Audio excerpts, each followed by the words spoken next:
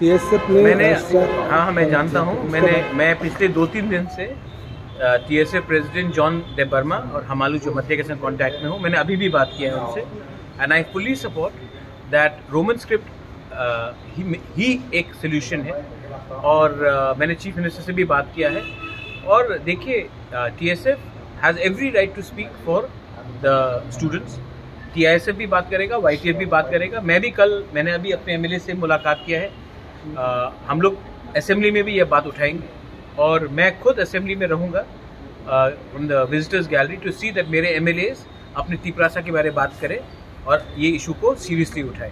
तो I am in full support of NGOs supporting the Roman script. क्योंकि देखिए मैं आपको एक बात बोल रहा हूँ, इसका सोल्यूशन निकलना चाहिए। जब बच्चे लोग फेल होते हैं, जब व्हेन चिल्ड्रन, क्योंकि they can not understand the answer script, तो फेल होने के बाद नुकसान किसका होता है?